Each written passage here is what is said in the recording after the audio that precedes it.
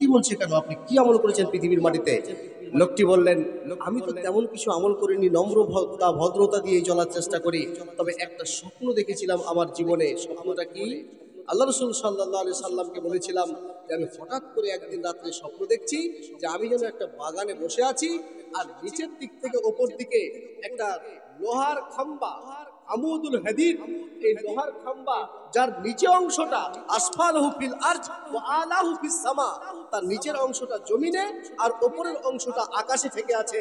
আমি সেই স্বপ্ন দেখার পরে আমি আল্লাহ রাসূল সাল্লাল্লাহু আলাইহি ওয়াসাল্লামকে জিজ্ঞেস করলাম, আল্লাহ রাসূল, আমি এই স্বপ্ন দেখলাম, স্বপ্নটা এইভাবে দেখছি যে আমি ওই খাম্বা দিয়ে চড়ছি, চড়ার পরে উপরে গিয়ে একটা কড়া আছে, এই কড়াটা ধরলাম, এমতো অবস্থায় আমার ঘুম ভেঙে গেল। বিশ্বনবী বললেন, ওই যে বাগান, তিলকা রাউজাতুন, রাউজাতুল ইসলাম, ওটা হচ্ছে ইসলামের বাগান।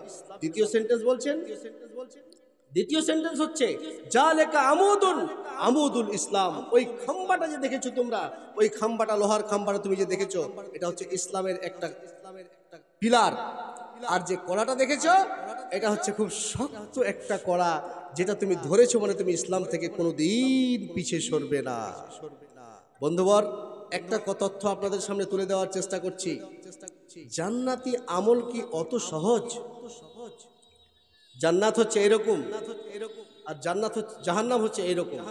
আপনি যদি জাহান্নামে যেতে চান, তাহলে সোজা ভালো কিছু আমল না করে জীবনকে নিজের মন মোতাবেক নেন, মানে মন চাহি জিন্দেগি যাপন করেন, আপনি সোজা জাহান্নামে চলে যাবেন। আর যদি জান্নাত পেতে চান, ঠান্ডার সময় কনকনে ঠান্ডায় ফজরের শীতে উঠে সলাত আদায় করতে হবে, আপনাকে ইসলামের রুলস নিয়ম মেনে চলতে হবে, তাহলে আপনি জান্নাত পাবেন। এই তথ্যটা আপনার সামনে তুলছি। রাজা হন, বাদশাহ হন, এমএলএ হন, এমপি হন, যাই হন না কেন, একটা কথা মাথায় রাখবেন, সেটা কি? সেটা হলো আপনাকে সব সময় হালাল পথে চলার চেষ্টা করতে হবে। একজন ব্যক্তি, এটা খুব ভালো করে শুনবেন, সাঈদ বিন আমের, এই সাঈদ বিন আমের ছিলেন হিন্স প্রদেশের একজন রাজ্যপাল। সেই প্রেক্ষাপটে দেশের প্রধানমন্ত্রী ছিলেন উমর রাদিয়াল্লাহু তাআলা আনহু, আর উমর রাদিয়াল্লাহু তাআলা আনহুর আমলে হিন্স প্রদেশের রাজ্যপাল ছিলেন, তার নাম সাঈদ বিন আমের। এই সাঈদ বিন আমেরের বিরুদ্ধে হযরতে উমর রাদিয়াল্লাহু তাআলা আনহুর কাছে অবজেকশন নিয়ে এসেছেন। কি? আমিরুল মুমিনিন, খলিফাতুল মুসলিমিন, আমরা হচ্ছি হিন্স দেশের মানুষ, আমাদের দেশের যিনি রাজ্যপাল, তার নামটা হলো, তিনি হলেন সাঈদ বিন আমের। এই লোকটার একটা নয়, দুটো নয়, তিনটা নয়, চারটা ভুল রয়েছে। এই চারটা ভুল আপনি সংশোধন করে দেন। কি চারটা ভুল? আমাদের দেশের যিনি রাজ্যপাল, তার চারটা ভুল আছে। নাম্বার ওয়ান, তিনি জীবনেও কোনোদিন অফিস ঠিক টাইমে পার্লামেন্টে আসতে পারেন না। তিনি যদি 7টায় টাইম থাকে, 7টা 10, 20, 7:30, 8টা বাজিয়ে দেন, এক নম্বর ভুল। দ্বিতীয় নম্বর ওনার ভুল হলো, উনি সপ্তাহে একদিন করে অফিস আসেন না, বন্ধ করে রেখে দেন, একদিন করে অফিসকে অ্যাবসেন্ট করেন, এটা হচ্ছে ওনার দ্বিতীয় নম্বর ভুল। নাম্বার 3, তৃতীয় নম্বর ভুল হলো, উনি যখন রাত্রি 10টার পরে বিছানায় ঘুমিয়ে যায়, হাজারো প্রজা যদি মারা যায় আর হাজারো মানুষ গিয়ে যদি তার দরজায় সাঈদ সাঈদ সাঈদ সাঈদ বলে ডাক দেয়, জীবনেও কোনোদিন দরজা খুলে বের হবে না। 3 নম্বর ভুল। চতুর্থ নম্বর ওনার ভুল, মাঝে মধ্যে উনি বেহুশ হয়ে যান, মাঝে মধ্যে হুঁশ ধরে রাখতে পারেন না। কটা ভুল ভাই? চারটা ভুল। একটা ভুল কি? ঠিক টাইমে অফিস আসতে পারেন না। দ্বিতীয় ভুল কি? সপ্তাহে একদিন অফিস আসেন না। তৃতীয় ভুল কি? 10টায় ঘুমিয়ে গেলে, মানুষ মারা গেলেও, হাজারো ডাক দিলেও সে বিছানা ত্যাগ করে না। চতুর্থ নম্বর হচ্ছে মাঝে মধ্যে বেহুশ হয়ে যায়। আমিরুল মুমিনিন, খলিফাতুল মুসলিমিন হযরত উমর ফারুক রাদিয়াল্লাহু তাআলা আনহু, উনি সাঈদ বিন আমেরকে ডেকে দরবারে হাজির করলেন। আর দরবারে হাজির করার পর ভাই সাঈদ বিন আমেরকে বললেন, এরে সাঈদ বিন আমের, তোমার কাছে 4খানা প্রশ্ন আছে। একটা প্রশ্ন নয়, দুটা প্রশ্ন নয়, তিনটা প্রশ্ন নয়, 4টা প্রশ্ন। দয়া করে তুমি 4টা প্রশ্নের যথাযথ উত্তর দেওয়ার চেষ্টা করবে। করবে। সাঈদ বিন আমের কান খাড়ো করে দিয়ে অ্যাটেনশন দিলেন, বলে আমিরুল মুমিনিন খলিফাতুল মুসলিমিন বলেন, আমি রেডি আছি প্রশ্নের উত্তর দিতে, দয়া করে প্রশ্নটা বলেন। হযরতে ওমর বললেন, সাঈদ রে, এক নম্বর প্রশ্ন হলো রে সাঈদ, এক নম্বর প্রশ্ন হলো তুমি অফিসে দেরি করে কেন আসো? নাম্বার 2, তুমি একদিন করে অফিস এমনিতেই কেন বন্ধ আসো না, অ্যাবসেন্ট করে দাও? নাম্বার 3, 10টায় ঘুমিয়ে গেলে হাজারো প্রজা ডাক দিলে কেন উঠো না? চতুর্থ নম্বর তোমার ভুল হলো মাঝে মধ্যে কেন বেহুশ হয়ে যাও? সাঈদ বিন আমির বলেন, আমিরুল মুমিনিন খলিফাতুল মুসলিমিন, আপনি আমার তথ্যটা ভালো করে শুনুন। আপনি আমাকে 4টা প্রশ্ন করেছেন, আমার প্রজারা আমার বিরুদ্ধে 4টা অবজেকশন আপনাকে দিয়েছে। দয়া করে আমি 4টার উত্তরকে 4টা প্রশ্নের উত্তরকে খণ্ডন করব। দয়া করে আমাকে সময় দেন। এই তথ্যগুলো বলার আমার ইচ্ছা ছিল না, কিন্তু যখন প্রশ্ন আপনি করে দিয়েছেন, আমার আর কোনো উদ্দেশ্য নেই। আমি অবশ্যই আপনার সামনে ব্যক্ত করব, প্রেজেন্টেশন করব, উপস্থাপন করব। দয়া করে আমাকে একটু সময় দেবেন। আমিরুল মুমিনিন হযরতে ওমর বললেন, তোমাকে সময় দেওয়া হলো, তুমি তোমার কথাগুলোকে ব্যক্ত করো। এই 4টা অবজেকশন তোমার প্রজারা, তোমার শাসিত ব্যক্তিরা আমার সামনে অবজেকশন করেছে। সাঈদ বিন আমের একদিক থেকে শুরু করলেন, আমিরুল মুমিনিন খলিফাতুল মুসলিমিন, 1 নম্বর আমার বিরুদ্ধে যেটা অবজেকশন এসেছে, অবজেকশনটা হলো কি, যে আমি অফিসে দেরি করে আসি। আমিরুল মুমিনিন, আমার স্ত্রী বিশাল অসুস্থ, জীবনে কোনোদিন রান্না করে দিতে পারে না, রুটি তৈরি করে দিতে পারে না। আমাকে আটা চেলে আটা সেনে নিজের হাতে রুটি বেলন দিয়ে নিজের হাতে রুটিকে পাকিয়ে তারপরে খেয়ে অফিসে আসতে পারি। আমার ক্ষমতা হয় না যে আমার স্ত্রীর রান্না করা খাবার আমি খেয়ে আসবো। এই জন্য আমিরুল মুমিনিন 10 মিনিট, 20 মিনিট, 30 মিনিট দেরি হয়ে যায় অফিসে আসতে। নাম্বার 2, আমি মাঝে মধ্যে বেহুশ কেন হয়ে যাই এটা বলছি। নাম্বার 2, একদিন করে অফিসটা আমি আসতে পারি না, একদিন আবার সপ্তাহে অফিস অ্যাবসেন্ট হয়ে যায়। কেন অ্যাবসেন্ট হয় আমিরুল মুমিনিন, এই পয়েন্টটা ভালো করে নোট করে রাখেন। আমি কেন একদিন অফিস আসতে পারি না? আমার এই যে একটা পাঞ্জাবি দেখছেন, আর এই পাঞ্জাবির সঙ্গে একটা লুঙ্গি দেখছেন, দ্বিতীয় কোনো পোশাক আমার শরীরে আর নেই, আমার দ্বিতীয় কোনো পোশাক আমার জমাও আমার বাড়িতে নেই। তাহলে আমার কাছে একটা পাঞ্জাবি আর একটা লুঙ্গি, এছাড়া আর কোনো পোশাক বাড়িতে জমা নেই। এই দুটো পোশাক নিয়ে আমি জীবনযাপন করি আমিরুল মুমিনিন, এই দুটোই আমার পোশাক, একটা পাঞ্জাবি একটা লুঙ্গি। যখন 8 দিন ধরে একটা পোশাককে পার্লামেন্টে পরে আসি, এত ময়লা জমে যায়, অতিরিক্ত ময়লা জমে যাওয়ার কারণে 9 দিনের দিন আর পোশাকটা গন্ধের চোটে আমি পরিবেশ করতে পারি না।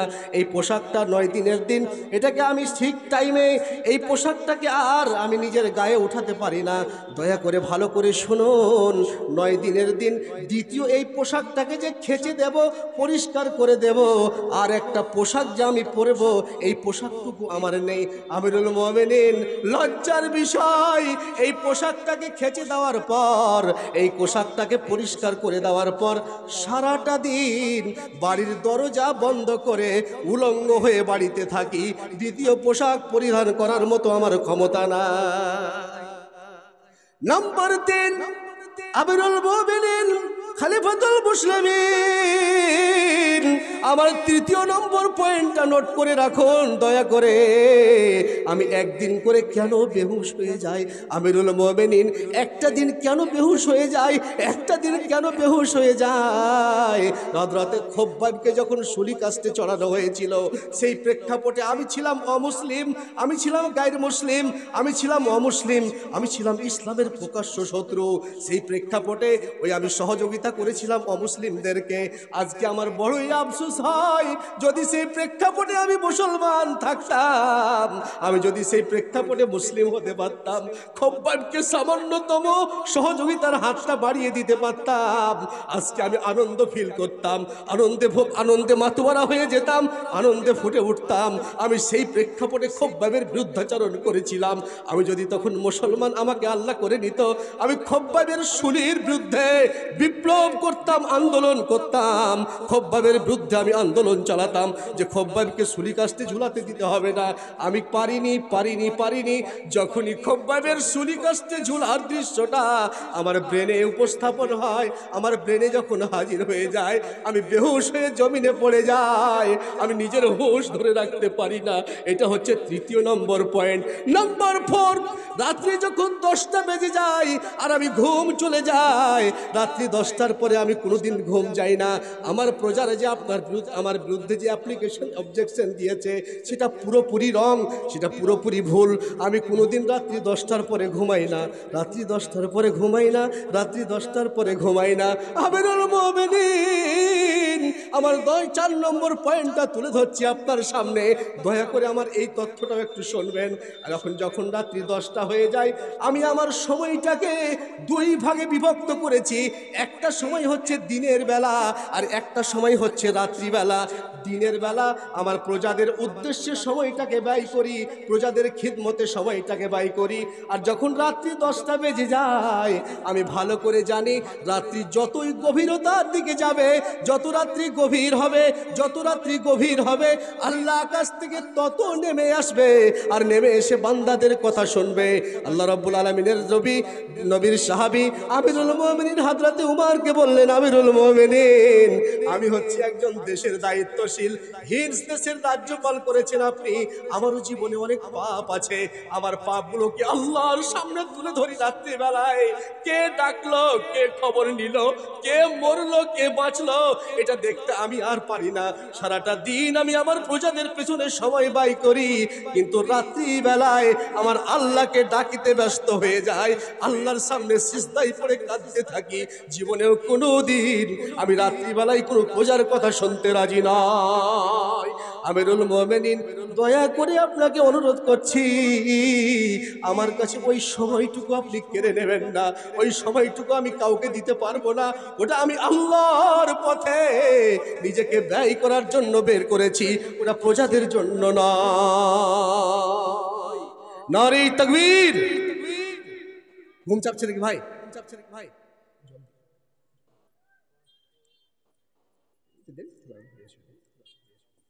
ঘুম চাপছে কি আপনাদের?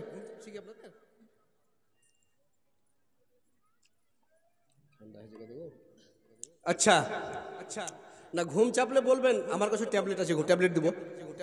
কারণ যদি ভুল বুঝেন তাহলে কিন্তু সমস্যা। ঘুম এমন একটা জিনিস যে ঘুমালেন জাগলে সকাল, না হলে পরকাল।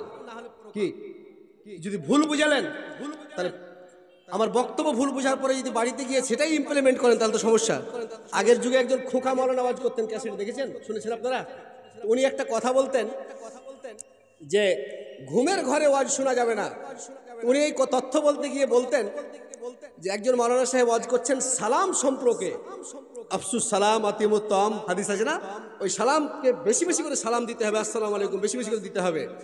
তো এই কথা বলতে বলতে উনি বলছেন যে মৌলানা সাহেব বলেছেন মুসলমানের মধ্যে যাকে দেখবে তাকেই সালাম দেবে। বেচারা ঘুমাচ্ছিল, ঘুম থেকে উঠে শুনেছে, মুসলমানের মধ্যে শুনতে পাইনি, উনি শুনেছেন যাকে দেখবে তাকেই সালাম দেবে। ঘুমটা থেকে উঠেছে, উঠার পরে বাজারের দিকে চলে গেছে। বাজারের দিকে যেতে যেতে দেখছে একটা ঘোড়া বাঁধা আছে, ঘোড়ার পাশে গিয়ে বলছে আসসালামু আলাইকুম। উনি তো বলেছেন যাকে দেখবে তাকে সালাম দিতে হবে। আপনারা একটা কথা বলেন, হরিশ্চন্দ্রপুরবাসী নানারাহির মানুষ, গরু বাছুর মহিষের কাছে মানুষ গেলে গরু বাছুর কি করে বলেন তো দেখি? কি করে? একটু মাথা ঝাড়া দেয়, তাই না? দেয়। ওই মাথা ঝাড়া দিয়েছে, তখন ও মনে মনে ভেবেছে যে মনে হয় আমার সালামের উত্তর দিল। পায়ের কাছে গেছে মুসাফা করতে, আর মেরেছে লাত, মুখ টুক সব ফ্র্যাকচার হয়ে গেছে। তো সকালে যখন বাড়ি এসে তো আর স্ত্রী বলছে, হাজি তুমি জালসা শুনতে গেছিলে না, লড়তে গেছিলে কার সাথে? কেন রে? মুখের অবস্থা দেখেছো, আয়নার সামনে দাঁড়াও যে। আর বলিস না, মৌলভী সাহেবের ওয়াজ করার ঢং নাই। কি ওয়াজ করলে বাজারে যে ঘোড়াকে সালাম দিতে যে অবস্থা হলো। তো এরকম ভুল বুঝাবুঝির সমস্যা থাকলে তো সমস্যা, তাই না? অতএব ভুল বুঝার প্রেক্ষাপট নেই, বলবেন আমি মাঝে মধ্যে ট্যাবলেট দেবো, ঘুম তাড়ানোর চেষ্টা করব। আমার কাছে কোনো রোগ নেই ভাই, ওষুধ নেই যে আমি কিছু দিয়ে আপনাকে করব। আল্লাহ যা করে ভালোর জন্যই করে, এই সময়টা আমার জন্য নির্ধারিত হয়েছে। দ্বিতীয় হাদিসটা আপনাদের সামনে তুলে দিই, কারণ হাদিস তোলার আগে একটা কিছু বলতে হবে। দ্বিতীয় হাদিসটা আপনাদের সামনে তুলে দেওয়ার চেষ্টা করছি। কাকে বলে ইসলাম এবং কাকে কিভাবে জান্নাত আপনি পাবেন, জান্নাত পেতে গেলে কিভাবে জান্নাত পেতে গেলে কি করতে হবে, একটা তথ্য আপনাদের সামনে তুলে দিই। কিভাবে সাহাবারা চেষ্টা করেছেন জান্নাত পাওয়ার, একটা হাদিস আপনাদের সামনে তুলে দেওয়ার চেষ্টা করছি। একজন সাহাবী রাসূল, আপনারা শুনেছেন, নাম হচ্ছে মুসআব বিন উমাইর রাদিয়াল্লাহু তাআলা আনহু। কে কে শুনেছেন নাম? শুনেছেন না? মুসআব বিন উমাইর। এর চেহারাটা কার মতো ছিল? এর চেহারাটা কার মতো ছিল? আরে ভাই জানতে আপনি জানতে এর চেহারাটা কার মতো ছিল? বিশ্ব নবী জনাবে মুহাম্মদুর রাসূলুল্লাহ সাল্লাল্লাহু আলাইহি সাল্লামের মতো অনেকটাই চেহারা মিল ছিল। ইনি যখন ইসলাম গ্রহণ করলেন তো ওর মা, এই মুসআব বিন উমাইর এত ধনীর দুলাল, ওনার ব্যাপারে যে তথ্যগুলো দেয়া হয়েছে বিশুদ্ধ ইতিহাসের বই থেকে, যে উনি সেই প্রেক্ষাপটে আজ থেকে 1400-1450 বছর পূর্বে, এখন মানুষের অভাব অনটন নেই, সেই প্রেক্ষাপটে একটা দামি সেন্ট ব্যবহার করত। যেই সেন্ট উনি যখন ব্যবহার করতেন 7 দিন 6 দিন যাবত ওই রাস্তা দিয়ে যেতেন, রাস্তা দিয়ে গেলে বোঝা যেত যে এখান দিয়ে মুসআব বিন উমাইর গেছেন। 1 নম্বর পয়েন্ট। দ্বিতীয় নম্বর হচ্ছে, যুবক তুমি এখনো একটা পোশাক 10 দিন 1 মাস 3 মাস পরিধান করো। মুসআব বিন উমাইর একটা পোশাক 3 দিন পরিধান করে ছুঁড়ে ফেলে দিতেন। সেই প্রেক্ষাপটে কত ধনীর দুলাল। ইসলাম যখন গ্রহণ করেছে তখন তার মা 7 দিন যাবত কিছু খায়নি। 7 দিন যাবত, যেগুলো বলছি এটা তথ্য সহি বলছি, বিশুদ্ধ বলছি, জাল জয়ীফের কোনো নিশান এখানে নেই ইনশাআল্লাহ। 7 দিন যাবত কিছু খায়নি। 7 দিন যাবত না খেয়ে মুসআব বিন উমাইরের মা পড়ে আছে বিছানায়, একদম মৃত্যু শয্যায় সজ্জিত। এরকম প্রেক্ষাপট। যুবকেরা মুসআবকে বলল, মুসআব তোমার মায়ের খবর আছে? বলে কি, তোমার মা মরতে বসেছে, তুমি দেখেছো, তুমি ইসলাম গ্রহণ করেছো কি? তোমার মা মরছে, তুমি এখানে ইসলাম গ্রহণ করে লাফাচ্ছ? মুসআব বলছে, চলো আমার মাকে দেখতে যাব। মুসআব বিন উমাইর চলে গেলেন মাকে দেখতে। মাকে দেখতে গিয়ে মা সত্যি একদম 7 দিন যাবত না খেয়ে কঙ্কাল হয়ে গেছে, পানি পর্যন্ত ভিতরে নেই, এরকম তাকাচ্ছে। মুসআব বিন উমাইরকে বলছে তার মা, বেটা ইসলাম গ্রহণ করেছো, ইসলাম ত্যাগ করে চলে এসো, দেখেছো তোমার মা কি অবস্থায় মরতে বসেছে। আপনি বলেন মায়ের কাছে দুর্বল সবাই। মুসআব বিন উমাইর বলছেন, ভাষা কি বলছেন দেখেন, হাদিসের শব্দ এরকম এসছে, মা আমার, আমি ইসলাম গ্রহণ করেছি বলে আপনি মরতে বসেছেন, 7 দিন যাবত কিছু খাননি, দয়া করে আমার উত্তরটাও শুনেলেন। আপনি যদি অমুসলিম থাকেন, আমি প্রাণপণে খিদমত করব, আপনার প্রাণপণে চেষ্টা করব আপনার খিদমত করার, আমি প্রচেষ্টা চালাবো আপনার খিদমত করার, আপনার খিদমত করে জান্নাত নেওয়ার। কিন্তু আম্মা জান, ওয়াইন খারাজাত নাফসুকা আলফা মাররাতিন লা আরজিউ মিন দীনে মুহাম্মাদিন সাল্লাল্লাহু আলাইহি ওয়াসাল্লাম। আম্মা জান, আমি ইসলাম গ্রহণ করেছি বলে তুমি মরতে বসেছো, তুমি দয়া করে শোনো, আমি মুসআব বিন উমাইর বলছি গো মা, তুমি যদি এইভাবে মরতে মরতে মরতে মরতে মরতে মরতে 1000 বার মরো, আলফা মাররাতিন, মরেছো আবার জীবিত, আবার মরছো আবার জীবিত হয়ে যাচ্ছ, এইভাবে যদি তুমি 1000 বার মৃত্যুবরণ করো, লা আরজিউ মিন দীনে মুহাম্মাদিন সাল্লাল্লাহু আলাইহি ওয়াসাল্লাম, আমি বিশ্বনবী জনাবে মুহাম্মদুর রাসূলুল্লাহ সাল্লাল্লাহু আলাইহি ওয়াসাল্লামের ধর্ম ত্যাগ করে কোনোদিন আপনার কাছে আসব না।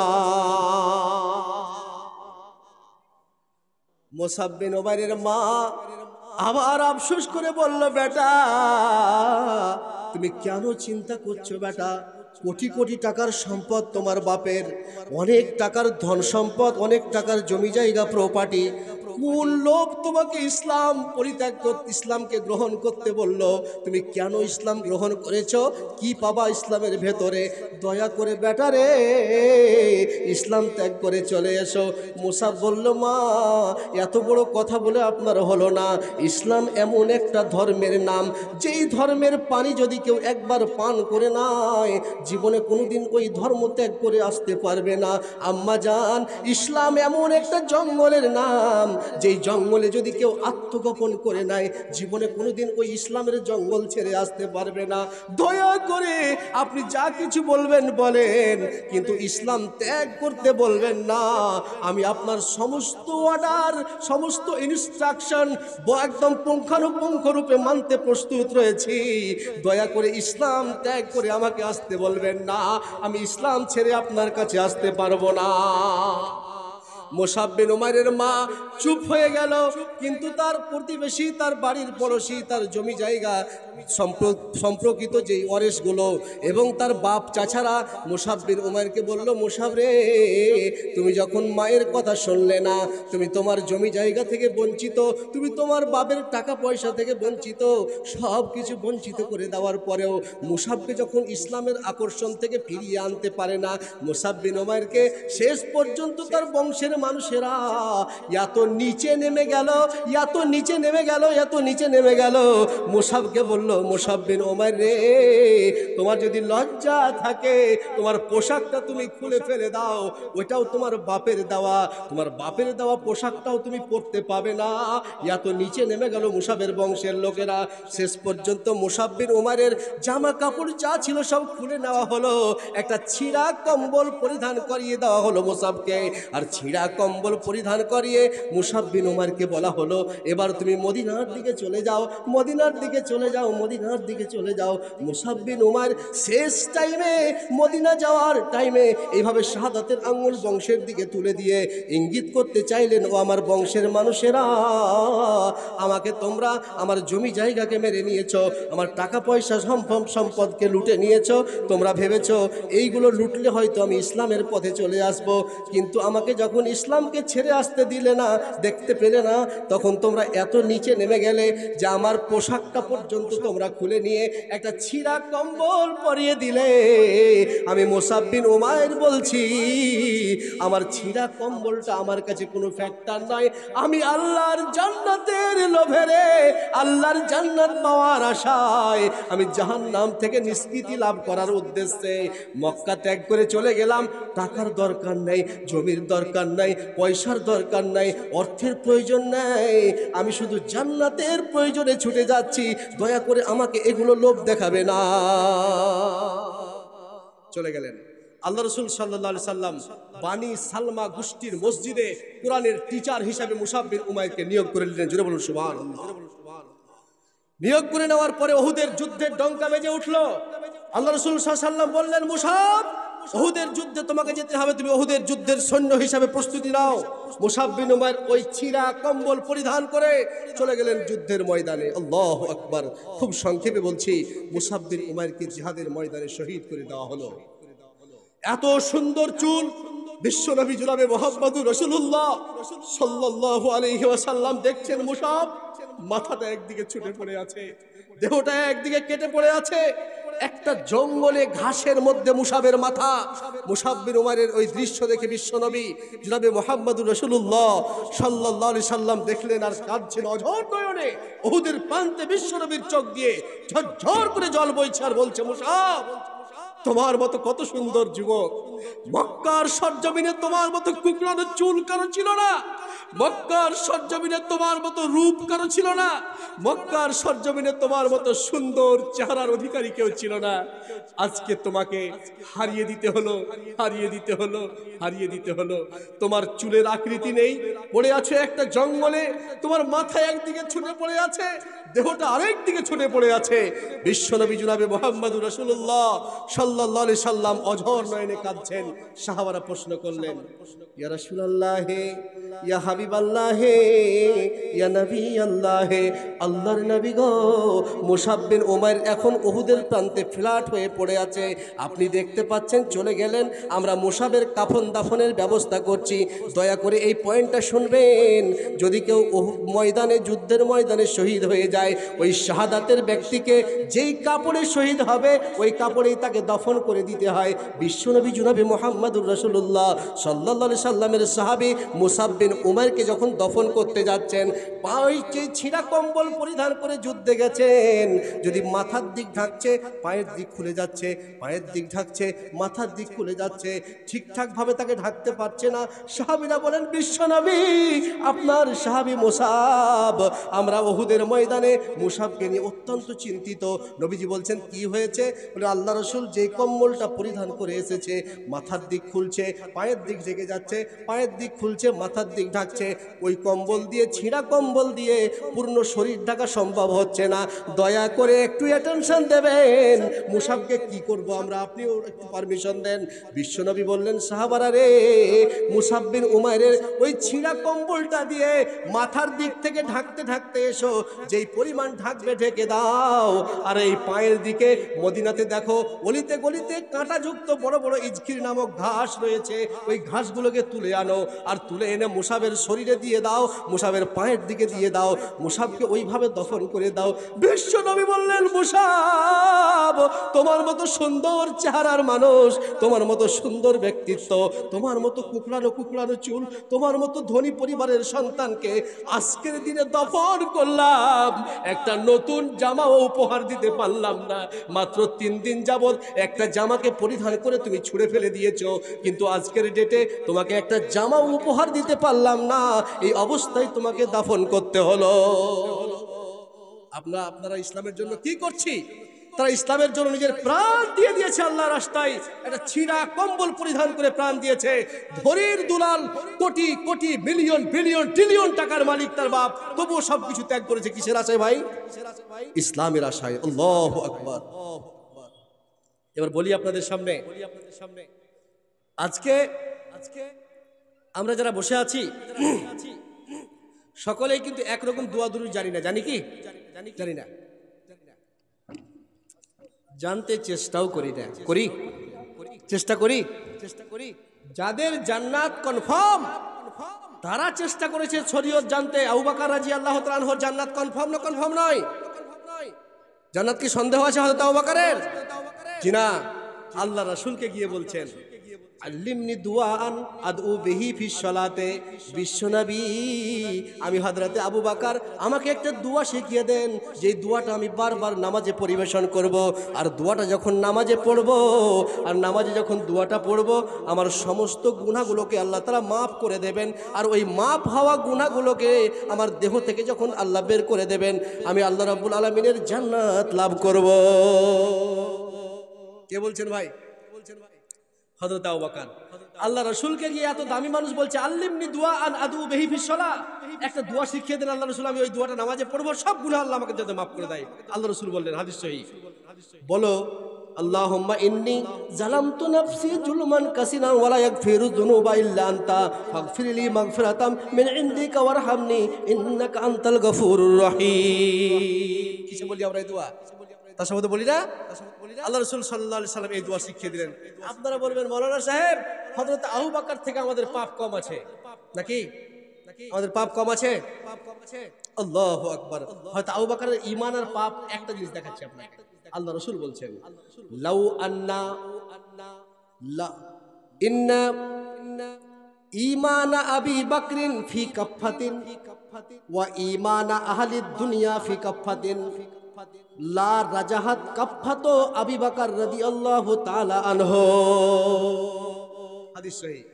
বিশ্বনবী জনাবে মুহাম্মদুর রাসূলুল্লাহ সাল্লাল্লাহু আলাইহি ওয়াসাল্লাম বলেন, বিশ্বনবী বলছেন, রে আমার সাহাবারা, বিশ্ববাসীরা শুনে নাও, হযরতে আবু বকর সিদ্দিক রাদিয়াল্লাহু তাআলা আনহুর ঈমানকে, তার বিশ্বাসকে, তার আমলকে, যদি তার ঈমান আমলকে বিশ্বাসকে একটা তারাজু পাল্লায় তোলা হয়, আর সারা পৃথিবীর মানুষ যারা অতীতে এসেছিল, বর্তমানে যারা পৃথিবীতে অবস্থান করছে, ভবিষ্যতে যারা পৃথিবীতে আসবে, কিয়ামত পর্যন্ত যত মানুষ পৃথিবীতে আসবে, সকল মানুষের ঈমানকে যদি আর একটা পাল্লাতে তোলা হয়, লা রাজাহাত কাফাত আবু বকর রাদিয়াল্লাহু তাআলা আনহুর পাল্লাটা ভারী হয়ে যাবে, আর সারা পৃথিবীর লোকের পাল্লাটা ঈমানের দিক দিয়ে হালকা হয়ে যাবে।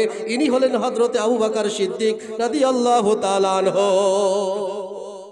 আপনার ভাষা বুঝতে অসুবিধা হচ্ছে ভাই? তাহলে বলার উদ্দেশ্য কি? হযরতে আবু বকরের ঈমানকে যদি ফি কাফাতিন একটা পাল্লায় তোলা হয়, আর সারা পৃথিবীর মানুষের ঈমানকে যদি এক পাল্লায় তোলা হয়, কার পাল্লাটা ভারী হবে?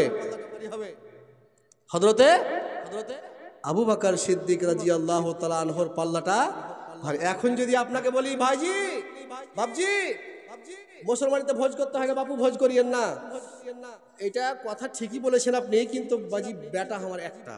বেটা কয়টা? একটা।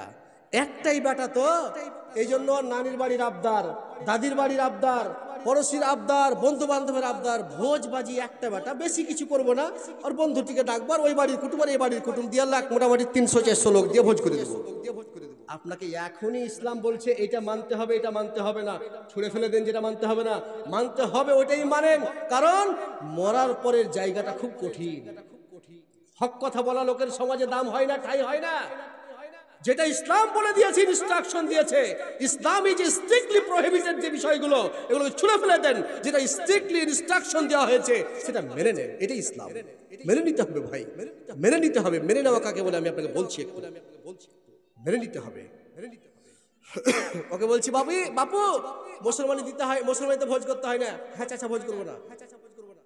মাত্র ওই বাড়ির লোক, এই বাড়ির লোক আর দুইটা বন্ধু নিয়ে একটা বেটা তো বাবু, চেষ্টা করছি তো হয় না, মানুষের মন মিলাইতে যায় 200-300 লোককে খাওয়াইলো, ঠিক হবে কি? পরবর্তীতে ভোজ করে এসে করার পরে একটু জোকার টাইপের, চাচা কি ভোজে লাভ ভালো হয়েছে জি, আমাকে বলছে সকালে, কি লাভ হয়েছে? একটু জোকার টাইপের লাভ হয়েছে, এই লুঙ্গি কিনে শুনু বাজি 25 ঘন্টা পেয়েছি, 30 ঘন্টা গরু মেরে শুনু 12,000 টাকা উঠেছে 15। হ্যাঁ, লস কোনটা আছে? কেন আমি ভোজ করবো না? মনে হয়েছে, বড় বলছে, ভাতিজা রে, মনে হয়েছে যে আমারও মুসলমানি আরেকবার দিয়ে বড় করে ভোজ করি। তুমি 14 বার করে তোমার মুসলমানি দাও বাবু, দিয়া ভর ভোজ করো, তোমার লাভ হবে, গরু মারবে, লুঙ্গি কিনবে, মানুষকে দিবা, নারে তাকবীর। সম্ভব নয়, ভোল্টেজ কমে গেছে, ঘুমাচ্ছে নাকি ভাই? নারে তাকবীর। ঠিক আছে, ইসলাম ঈমান অত সহজ জিনিস নয়, জান্নাত অত সহজ নয়। উমর বিন আব্দুল আজিজ কত হিজরিতে খলিফাতে বসেছিলেন? চারে ভাই, 99 হিজরিতে বিয়ে করেছিলেন বাদশাহ হেশামের মেয়ে ফাতেমাকে। হঠাৎ করে একদিন তার স্ত্রী ফাতেমাকে বলছে, তোমাকে তালাক দিয়ে দিলাম, তোমার বাপের বাড়ি চলে যাও। ফাতেমা বলছে, আশ্চর্যম্বিত হচ্ছি, কেন তালাক দিবেন আমাকে? ঝগড়া হয়েছে, বিবাদ হয়েছে, কি হয়েছে আমার? বলেন তালাক কেন দিচ্ছেন? ফাতেমা যখন এই কথা বলছেন, তখন উমর বিন আব্দুল আজিজ বলছেন, ফাতেমা শোনো, তুমি আমার স্ত্রী, আমি তোমার স্বামী। ফাতেমা রে, তোমাকে আমি প্রাণ দিয়ে ভালোবাসি, এতে কোনো সন্দেহের অবকাশ নেই রে ফাতেমা। কিন্তু ফাতেমা শোনো, তোমার সঙ্গে আমার সংসার টিকবে না, এখানেও কোনো সন্দেহ নাই। কেন? বলছে, গতকাল তোমার বাড়ি গেছিলাম ফাতেমা, তোমার ঘরে গেছিলাম, দেখছি এক জোড়া নয়, 2 জোড়া নয়, 38 থেকে 40 জোড়া জামা কাপড়কে তুমি সুন্দর করে শখে যে তাও করে সাজিয়ে রেখেছো। আর আমি হচ্ছি দেশের দায়িত্বশীল, এই দেশের দায়িত্বশীল হিসাবে আমার বাড়ির পড়োশি পার্শ্ববর্তী একটা লোক, যার ঠান্ডার সময় একটা কম্বল জুটে না, আমি দেশের নেতৃত্ব, দেশের শাসক, আমার আমলে একটা লোক কম্বল পর্যন্ত ঠান্ডাই পাবে না, আর তুমি 36 জোড়া জামা কাপড়কে সাউ করে সাজিয়ে রাখবে, তাও করে সাজিয়ে রাখবে, এটা কোনোদিন হতে পারে পারে না। আল্লাহ রাব্বুল আলামিনের কাছে আসামির কাঠগড়াই আমি দাঁড়াতে পারবো না, আমি তোমার জন্য জাহান্নাম কিনতে পারবো না। যদি তুমি আমার স্ত্রী হিসেবে থাকতে চাও তবে আজকে নাই এখনই সব জামা কাপড়গুলোকে গরিবের মাঝে বন্টন করে দাও। এক জোড়া জামা কাপড় রাখবে তুমি, সেই দিন 38 জোড়া জামা কাপড় পাবে রে, যেদিন আমার প্রত্যেকটা প্রজা, প্রত্যেকটা শাসিত ব্যক্তি 38 জোড়া জামা কাপড় পাবে। তারা যদি 2 জোড়া পায় তুমিও 2 জোড়া পাবে, তারা যদি 3 জোড়া পায় তুমিও 3 জোড়া পাবে, তারা যদি 4 জোড়া পায় তুমিও 4 জোড়া পাবে। তারা ঠান্ডার মৌসুমে একটা কম্বল পাবে না, আর আমি আমার স্ত্রী তুমি ফাতেমা, তোমাকে আমি 38 জোড়া জামা কাপড় তাও করে সকেজে সাজিয়ে রাখতে দেব। তোমার জন্য জাহান্নাম আমি কনফার্ম করে নিতে পারবো না। তুমি যদি আমার বন্ধনে থাকতে চাও এক্ষুনি দান করে দাও গরিবের মাঝে, এক্ষুনি দান করে দাও এতিমের মাঝে, এক্ষুনি দান করে দাও অসহায়দের মাঝে, অন্যথায় আমি তোমার কোনোদিন তোমাকে স্ত্রী হিসাবে রাখতে পারবো না। ফাতেমা বললেন, স্বামী আমার, আমি আপনার কাছে জীবন কাটাতে চাই, বলেন কজোড়া দান করতে হবে? 1 জোড়া জামা কাপড় রাখো, সব দান করে দাও। সব দান করে দেওয়া হলো। 1 জোড়া জামা কাপড় রেখেই তিনি জীবন কাটালেন। ইনি হচ্ছেন হযরত উমর বিন আব্দুল আজিজ।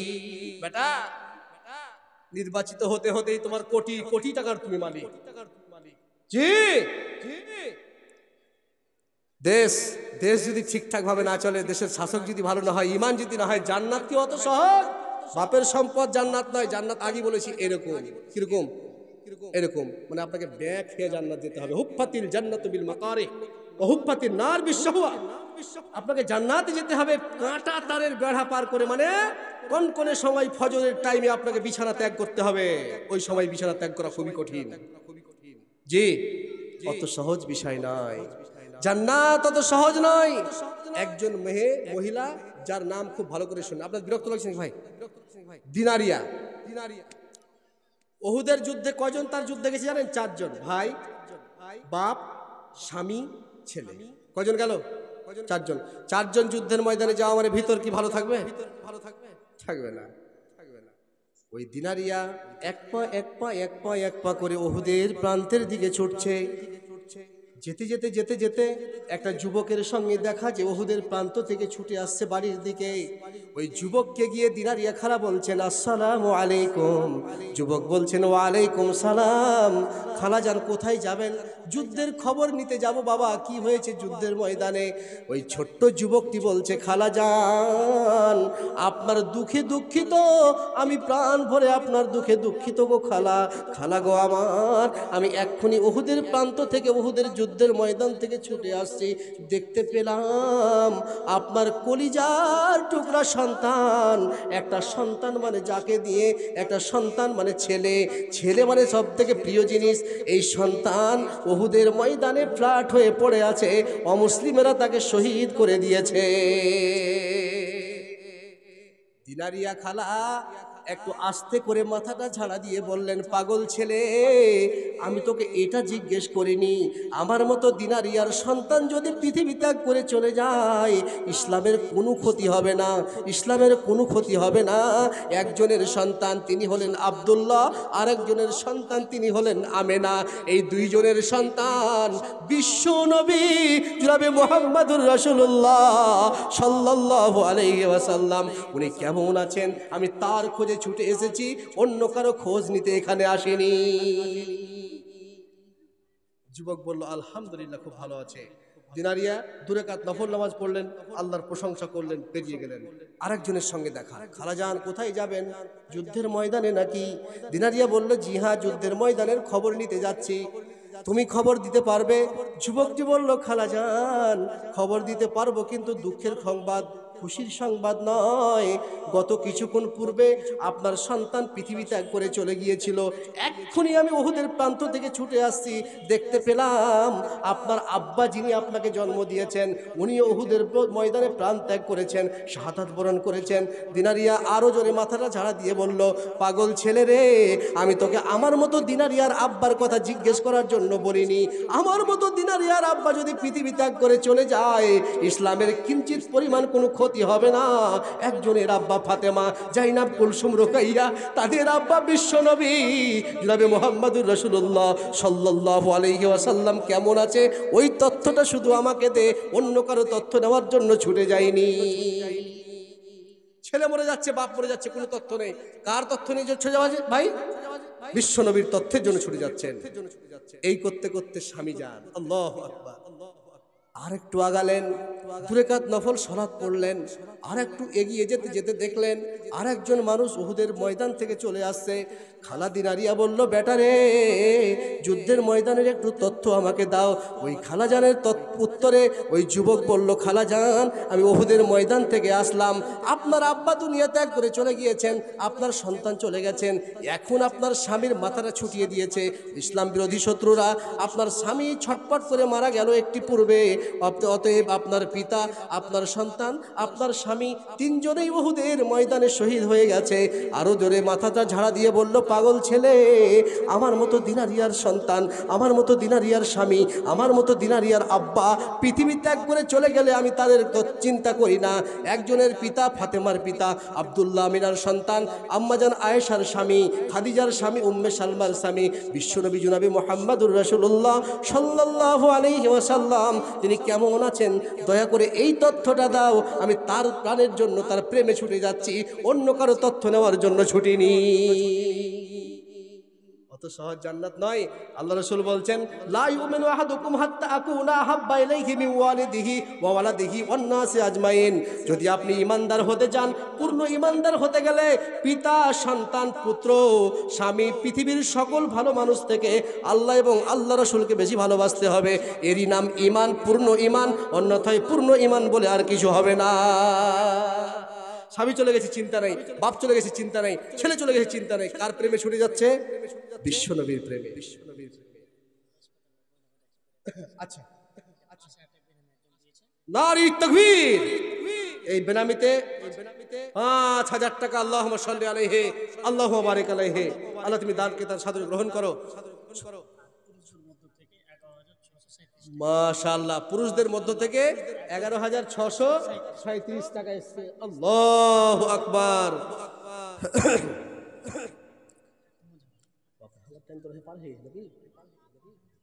আচ্ছা আচ্ছা, তো ভাই, যেহেতু জালসাটা মসজিদের, আর মসজিদের এরিয়া খুব বড়, মসজিদের এরিয়া খুবই বড়।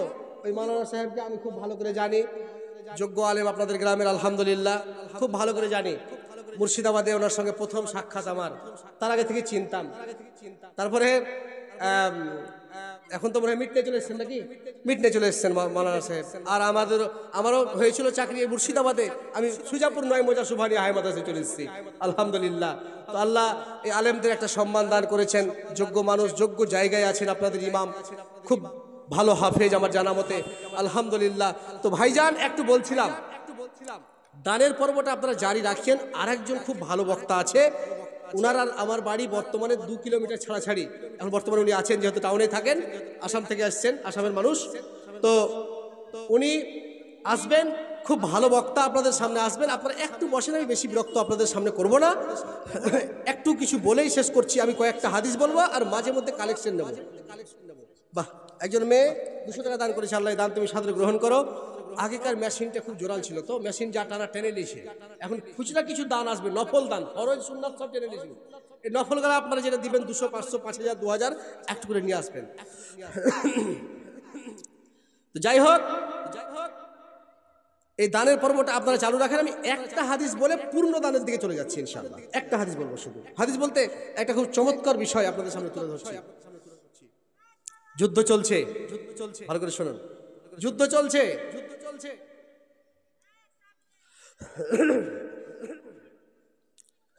সাহাবীদের মাঝে একজন সাহাবী,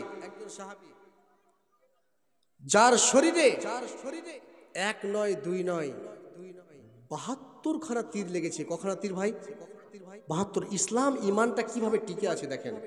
72 খানা তীর লাগার পরেও বেচারা কিন্তু ময়দান ছেড়ে আসে না, পালায় না, পড়ে যাচ্ছে। 73 নম্বর তীরটা যেমন লেগেছে, তার আগে একটা কথা ভুলে ছুটে গেছে আমার। প্রথমে যে হাদিসটা বলেছিলাম সহিহ বুখারীর 3813 নম্বর হাদিস, যেই লোকটাকে সাহাবীরা জান্নাত বললেন, ওই লোকটার নাম কে বলতে পারবেন? ওর নাম হচ্ছে আব্দুল্লাহ বিন সালাম। ওর নামটা কি ভাই? আব্দুল্লাহ বিন সালাম, যাকে দুনিয়াতে সাহাবারা দেখা মাত্রই জান্নাতি ভাবছিলেন। আল্লাহু আকবার। ইনি এই সাহাবী, আমি নামটা ভুলে যাচ্ছি। তো এই সাহাবী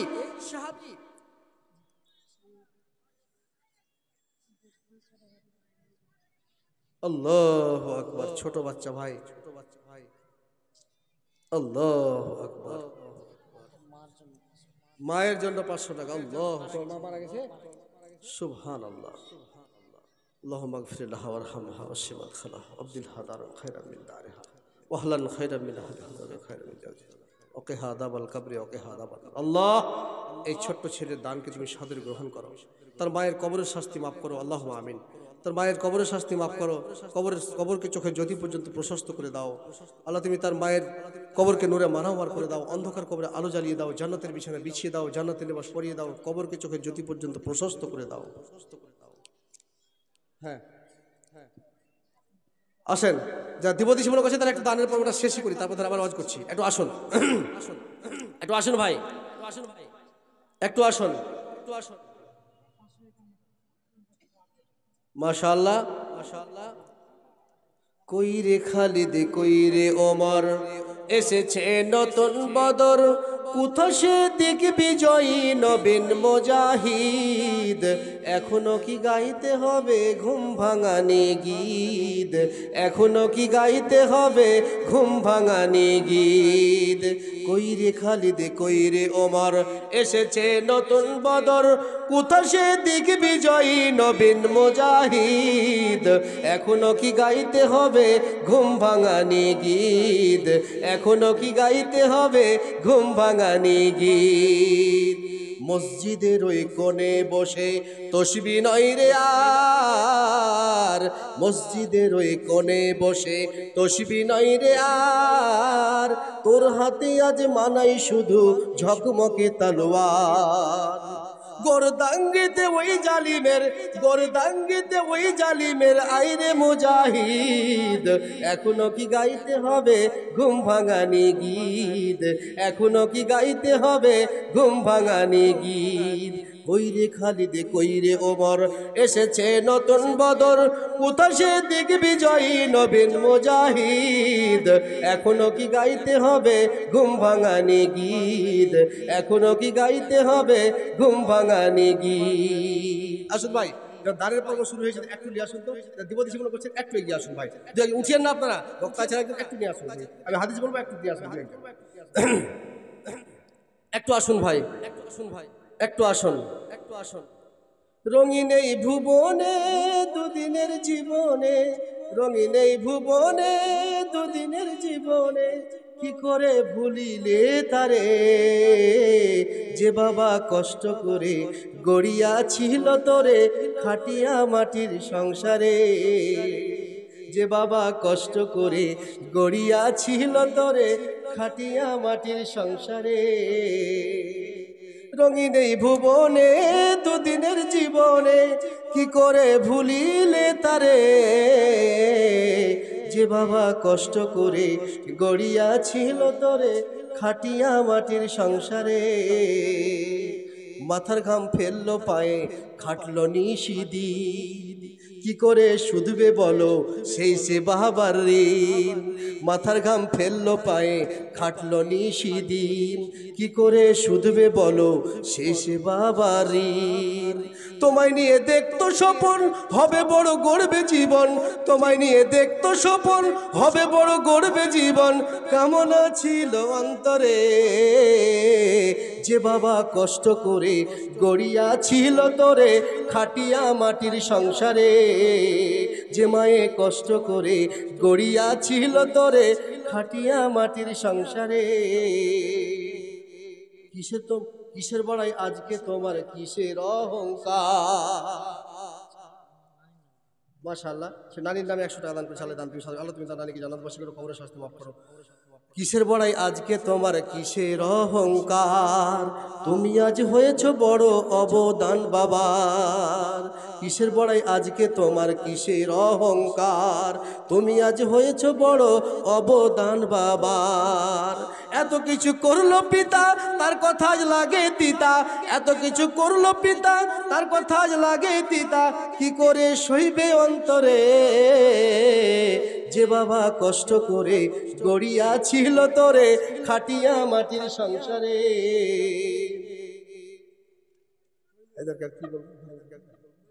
মাশাআল্লাহ, 500 দুজন দিয়েছে আল্লাহ, ওর দোষকে সফলতা পর্যন্ত। আসো যারা দিবদী মনে করছেন ভাই একটু এগিয়ে আসুন, একটু এগিয়ে আসুন। আমি সঙ্গীতগুলো বলছি, একটু এগিয়ে আসুন।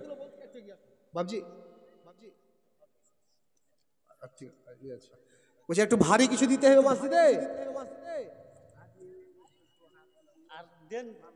ইনশাল্লাহ দেন। হাত ভরছেন নাকি না চাদর টানছেন বাজি? দেন একটু ভালো করে দেন, দেখেন তো হাত ভরান তো, না বাকিতে দেখাবো? আচ্ছা ঠিক আছে, আচ্ছা আচ্ছা ঠিক আছে। যারা দিবদিশি মনে করছেন এগিয়ে আসুন। আজরাইল খাই না ঘুষ শুনো রে ও মানুষ, আজরাইল খাই না ঘুষ শুনো রে ও মানুষ, কি হবে কালো টাকার পাহাড় গড়িয়া, এসছো খালি যাহিবা খালি 3 টুকরা কাপড় লইয়া, এসছো খালি যাহিবা খালি 3 টুকরা কাপড় লইয়া। আজরাইল খাই না ঘুষ শোনো রে ও মানুষ। টাকা তো মোটাই দিয়েছি, আরো কিছু পাওয়া যাবে না। কত আছে? কত আপনার নাকি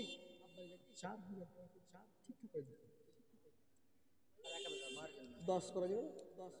আচ্ছা মানে পুড়িয়ে দেন, এই দেখ হাতে লিয়েছি, চালাক মানুষ জি।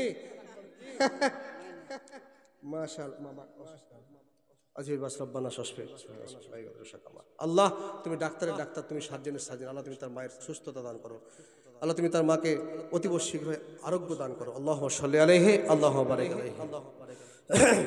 আজরাইল খাই না ঘুষ শুনো রে ও মানুষ, আজরাইল খাই না ঘুষ শুনো রে ও মানুষ, কি হবে কালো টাকার পাহাড় গড়িয়া, এসছো খালি যাহিবা খালি 3 টুকরা কাপড় লইয়া, এসছো খালি যাহিবা খালি 3 টুকরা কাপড় লইয়া।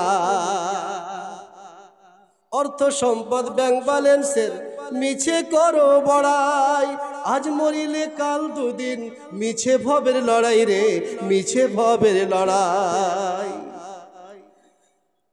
অর্থ সম্পদ ব্যাংক ব্যালেন্সের মিছে করো বড়াই, আজ মরিলে কাল দুদিন, মিছে ভবের লড়াই রে, মিছে ভবের লড়াই। নাম খ্যাতি সম্পদের পাহাড় যাবে না সঙ্গে তোমার, নাম খ্যাতি সম্পদের পাহাড় যাবে না সঙ্গে তোমার, সবই রইবে পড়িয়া, এসছো খালি যাইবা খালি 3 টুকরা কাপড় লইয়া। আজরাইল খাই না ঘুষ শোনো রে ও মানুষ, আজরাইল খাই না ঘুষ শোনো রে ও মানুষ, কি হবে কালো টাকার পাহাড় গড়িয়া, এসছো খালি যাইবা খালি 3 টুকরা কাপড় লইয়া, এসছো খালি যাইবা খালি 3 টুকরা কাপড় লইয়া। আসুন ভাই যারা দিবদিশি মনে করছেন একটু এগিয়ে আসুন তো, আর দেরি করবো না, একটু এগিয়ে আসুন, আসুন একটু এগিয়ে আসুন। বইয়ের কথাই করো না হাই মাকে অপমান, বইয়ের কথাই করো না হাই মাকে অপমান, তোমার গায়ে রক্ত মাংস মায়ের অবদান, তোমার গায়ে রক্ত মাংস মায়ের অবদান। ওই রকমই বইয়ের কথাই করো না হাই মাকে অপমান, আবার মায়ের কথাই করো না হাই বউকে অপমান, তোমার গায়ে রক্ত মাংস মায়ের অবদান, তোমার গায়ে রক্ত মাংস মায়ের অবদান। ভাই এক একটা, আরে বাপ নারে তাকবীর। তাজামুলের স্ত্রী সুবহানাল্লাহ। আচ্ছা এই পায়ের পাতার একটা জোড়া পাওয়া যাবে না জিয়াজি? তাজামুলের স্ত্রীর একজন জোড়া, একজন মা বোন, আর একটা পাতা বা চাঁদির হার, এটা কিছু পাওয়া যেত ইনশাআল্লাহ ভালো হতো। এই জোয়ার একটু দেন তো ভাই, নবীর যুগের দান ভাই, এটা খুব ভালো লাগছে। একটু আসুন তো। নানারাহির মহিলাদের অন্তর কত ভালো, জি আল্লাহু আকবার। আল্লাহ তুমি তাদের ভালো রাখো, সুখে রাখো, তাদের অন্তরস্থলকে তুমি আল্লাহ তুমি যে আশা আকাঙ্ক্ষা করে সেই অন্তরস্থলকে পূরণ করো আল্লাহ। আল্লাহ সাল্লি আলাইহি, আল্লাহ বারিক আলাইহি। আল্লাহ তুমি সকলের উদ্দেশ্যকে সফলতায় পর্যবসিত করো। আল্লাহ সাল্লি আলাইহি। এই ভাই আরেকটা লাগবে, মা বোন একটা দিয়ে পাঠানার। অনেক শাশুড়ি ভাই বউ কোথাও জ্বালাই, শুধু বউ শাশুড়িকে জ্বালাই তা নয়, রুটির এক পিঠ সেকলে হবে না, আর এক পিঠ সেকতে হবে। এক এক শাশুড়িও খুব বদ, বউকে জ্বালায়। এটা করবেন না মা, ওইটাকে আপনাকে মেয়ের মতো করে বরণ করে নিতে হবে। এক্ষুনি বাইকে চেপে জামাইয়ের বাইকে যখন বেটি যাচ্ছে তখন বলছে, মাওলানা সাহেব মন মতো জামাই পেয়েছি, বেটি ছাড়া জামাই কিছু বুঝে না। আমার বেটিকে যেখানে যাবে, বাজার যাবে, তো আমার বেটিকে সাথে করে নিয়ে যাবে। আর একটু পরে ফের ওর বেটা বাড়ালছে জাল সাথে, বহুটাকে নিয়ে মোটর সাইকেলে করে, তখন বলছে, মাওলানা সাহেব বেটার বিয়ে দিয়েছি, একদম ভালো আছি, কিচ্ছু বুঝে না, বহু ছাড়া কিছু। বহু যখন বেটিকে নিয়ে জামাই যাচ্ছিল তখন কি খুব মিষ্টি, আমার বেটিকে জামাই ঘুরাই। আর বহুটাকে নিয়ে যখন বেটা বাড়ালছে তখন বেটা ভাড়ুয়া। আল্লাহু আকবার। এটা চলবে না মা। তুমি মা, তোমার ইনসাফ, বুকের মধ্যে মেয়ে এবং বৌমাকে এক সমান দেখবা। বইয়ের কথাই করো না হাই মাকে অপমান, তোমার গায়ে রক্ত মাংস মায়ের অবদান, তোমার গায়ে রক্ত মাংস মায়ের অবদান। বউ হারালে বউ পাবি রে প্রতি ঘরে ঘরে, মা হারালে মা পাবি না সারা জনম ধরে। তাই বইয়ের কথাই করো নাই মাকে অপমান, তোমার গায়ে রক্ত মাংস মায়ের অবদান, তোমার গায়ে রক্ত মাংস মায়ের অবদান। বিদেশ থেকে আসবে যখন কয়েক মাস পর বাড়ি, বউ তাকাবে হাতের দিকে আনলে কটা শাড়ি, মা তাকাবে মুখের দিকে, বেটা শুকিয়ে গেছিস কেন, বেটা দেরি হলো কেন। বইয়ের কথাই করো না হাই মাকে অপমান, তোমার গায়ে রক্ত মাংস বেটা মায়ের অবদান, তোমার গায়ে রক্ত মাংস মায়ের অবদান। আসুন ভাই, যারা দ্বিপদী মনে করছেন একটু এগিয়ে আসুন, দেরি করিয়েন না, একটু এগিয়ে আসুন ভাই, একটু এগিয়ে আসুন। আর কত রক্ত ঝরলে বিশ্ব বিবেক কথা বলবে, আর কত ফিলিস্তিনে মানুষ মরলে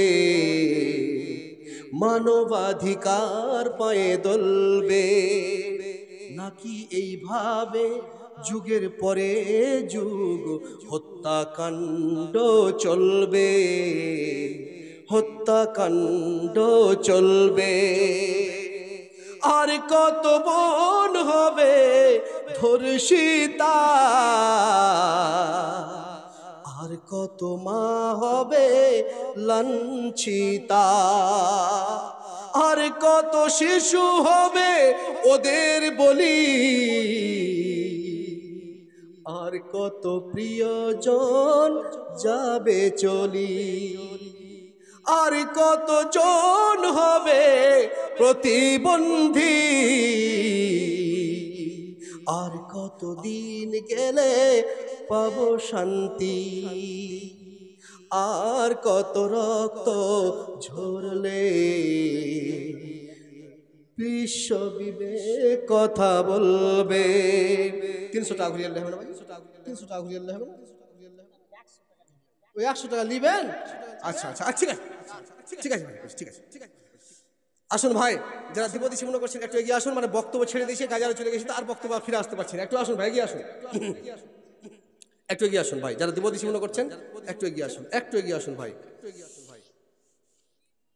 ওইখানে তোর দাদির কবর ডালিম গাছের তলে, 30 বছর ভিজায় রেখেছি দুই নয়নের জলে, এতটুকু তারে ঘরে এনেছিল। পড়েছেন কবিতা? কে বলেছেন? 6 বইয়ের কবিতা এটা না? হাই মাদ্রাসা সিলেবাস 6 বইয়ের কবিতা। কদিন হলো 6 বইয়ের 6 বাংলা পড়াতে গেছি প্রফেশনাল ক্লাস নিতে, দেখছি এই কবিতা চোখের সামনে পড়েছে, আমার খুব ভালো লাগলো। এটা হচ্ছে কবর কবিতা, পল্লী কবি জসিমউদ্দিনের লেখা। দাদু তার পোতাকে নিয়ে গেছে কবর জিয়ারত করতে, তো দাদির স্মৃতি, দাদির বৃদ্ধ অবস্থায় ভাই আল্লাহ তুমি তাদেরকে সাদরে গ্রহণ করো। আল্লাহ সাল্লাল্লাহু আলাইহি ওয়া সাল্লাম। যাদের একটা জোড়া হারিয়ে গেছে, স্ত্রী হোক আর স্বামী হোক, বৃদ্ধ অবস্থায় কত যে কষ্টে আছে, ওই লোকটাকে গিয়ে জিজ্ঞেস করিয়েন। তো দাদির কবর জিয়ারত করতে গিয়ে দাদু ওই পোতাকে নিয়ে গিয়ে বলছে, তার ইতিহাসগুলো তুলে ধরছে দাদির। ওইখানে তোর দাদির কবর, ডালিম গাছের তলে 30 বছর ভিজায়ে রেখেছি 2 নয়নের জলে। এতটুকু তারে ঘরে এনেছিনু, সোনার মতন মুখ, পুতুলের বিয়ে ভেঙে গেল বলে কেঁদে ভাসাইত বুক। এখানে ওখানে ঘুরিয়া ফিরিতে ভেবে হইতাম সারা, সারা বাড়ি ভরি এত সোনামোর ছড়াইয়া দিল কারা। সোনালি উষাই সোনা মুক্তার আমার নয়নে ভরি, নাঙল লইয়া খেতে ছুটিতাম গায়ের ওই পথ ধরি। যাইবার কালে ফিরে ফিরে তারে দেখে লইতাম কত, এসব দেখিয়া ভাবি সব মরে তামাশা করিত শত। বাপের বাড়ি যাইবার কালে কহিত ধরিয়া পা, আমার দেখিতে যাইও কিন্তু উজান তুলির গা। শাপলার হাটে তরমুজ বেচি 6 পয়সা করি দেরি, পুতির মালার 1 ছড়া নিতে কখনো হতো না দেরি। 1.5 পয়সার তামাক এবং মাজন লইয়া গাঁটে সন্ধ্যাবেলায় ছুটে যাইতাম শ্বশুর বাড়ির বাঁটে। হেসো না শুনো দাদু, এই কথা শুনে তার পোতা হাসতে লেগেছে। তখন বলছে, হেসো না শুনো দাদু, সেই তামাক মাজন পেয়ে দাদি যে তোমার কত খুশি হতো দেখতিস যদি চেয়ে। নথ নেড়ে নেড়ে কহিত হাসিয়া, এতদিন পরে এলে, পথ পানে বসে চেয়ে আছি আমি, কেঁদে মরি আঁখি জলে। আমারে লাগিয়া এত ব্যথা যার, এবার বৃদ্ধ মানুষ দুঃখ করে বলছে, আমারে লাগিয়া এত ব্যথা যার, কেমন করিয়া হাই আছে কোথায় পড়িয়া দেখো নিঝুম নিরালয়। হাত উঁচু করে ধোয়া মাং দাদু, ওগো প্রভু দয়াময়, আমার দাদির তরেতে যেন গো বেহেশত নসিব হয়। ওইখানে তোর বাপ যে ঘুমায়ে, ওইখানে তোর মা, ওইখানে তোর বাপ যে ঘুমায়ে দাদু, ওইখানে তোর মা।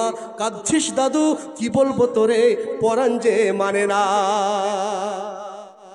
ভাই হ্যাঁ বলেন।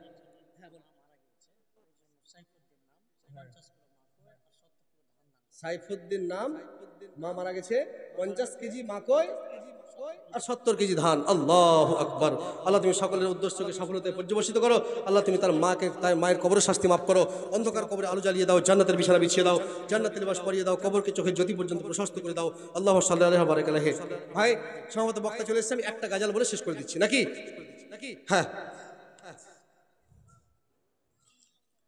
অনেক আলোচনা যা হলো, কালেকশনের সময় একটু গজল বলতে হলে একটু শেষ করছি। কোন জমিনের মাটি আমার হবে গোরস্থান, কোন জমিনের মাটি আমার হবে গোরস্থান। কাদের চোখের জলে আমি, কাদের চোখের জলে আমি পাবো পরিত্রাণ। কোন জমিনের মাটি আমার হবে গোরস্থান। কারাই আমায় গোসল দেবে, কে পরাবে কাফন, কারাই আমায় কেঁদে কেঁদে করে দেবে দাফন। কারাই আমার পাশে বসে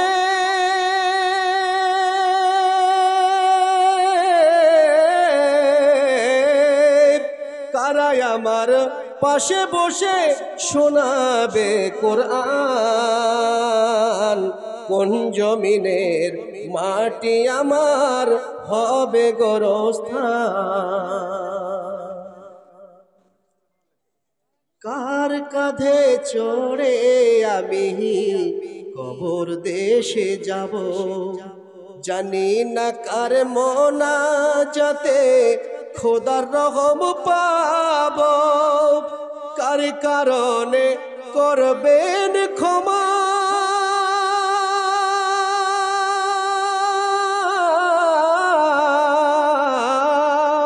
কার কারণে করবেন ক্ষমা, আল্লাহ মেহেরবান। কোন জমিনের মাটি আমার হবে গোরস্থান। কাদের চোখের জলে আমি, কাদের চোখের জলে আমি পাবো পরিত্রাণ, কোন জমিনের মাটি আমার হবে গোরস্থান। হায়াত বাকি তো মোলাকাত বাকি। আর বক্তা চলে আসার পরে আমি বেশি কথা বলতে ভালোবাসি না। এখান থেকে বললাম, যেটুকু বললাম হাদিস কোরআন থেকে, সেটা আপনাদের আমল করার চেষ্টা করবেন, বাস্তবে ইমপ্লিমেন্টেশন করার চেষ্টা করবেন।